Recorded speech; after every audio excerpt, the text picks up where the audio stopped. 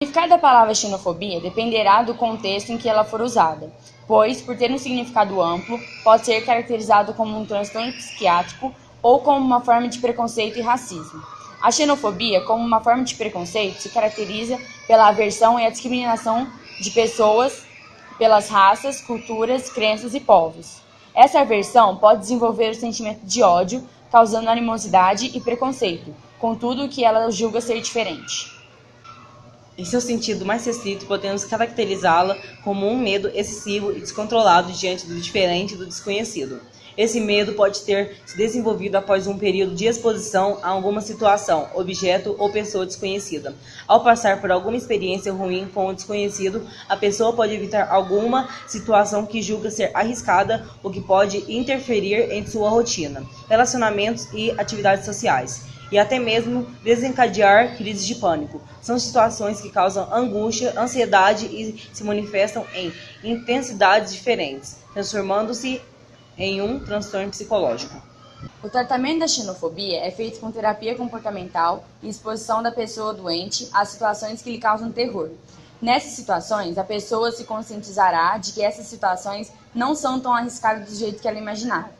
No tratamento do transtorno, a pessoa desenvolve técnicas para lidar com o sentimento de angústia e ansiedade para com o desconhecido.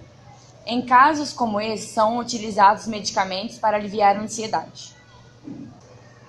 Parece que não, mas ela existe. Já existiu no Brasil desde o final do século XIX. Nessa época, ela era mais violenta em relação aos portugueses, mas atingia também outros imigrantes, como espanhóis, italianos, sírios e etc., que disputavam o mesmo mercado de trabalho com os brasileiros. No início do século XX, chovem acusações contra estrangeiros ditos perturbadores da ordem da República.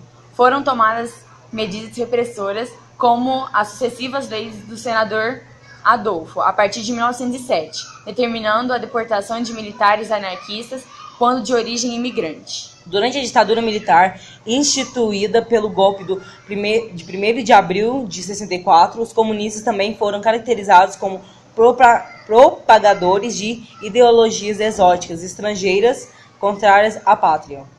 Um dos maiores crimes contra estrangeiros no Brasil foi a criação, em 5 de maio de 1922, pelo presidente Arthur Bernardes da colônia penal de Clevelândia do Norte, verdadeiros campos de concentrações, onde foram presos principalmente imigrantes. O estrangeiro era visto como o propagador de pensamentos sociais diferentes, considerados anômalos, dentre eles o anarquismo, o qual era tido como o contrário à suposta natureza dócil dos brasileiros. O fato é que a pátria e o nacionalismo não são mais que mentiras que a classe dominante usam para isolar trabalhadores de nacionalidades diferentes. Os exploradores sabem que somente iludindo e separando os exploradores poderão mantê-los sob seu domínio.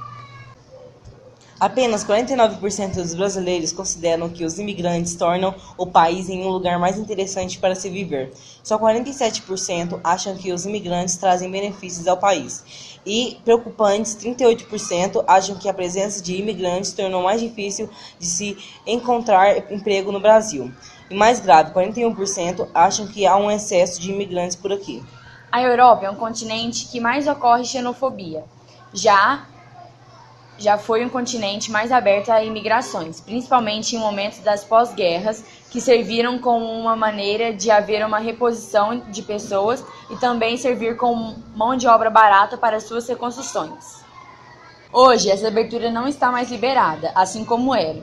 O que ocorre em certos países é justamente a aversão aos estrangeiros. Tais países como os Países Baixos, França, Alemanha e Reino Unido já estão criando leis para dificultarem a entrada de imigrantes que não provenham de países da União Europeia. Um dos países em que a xenofobia é grande e que ocorre constantemente é na França, principalmente contra a religião muçulmana.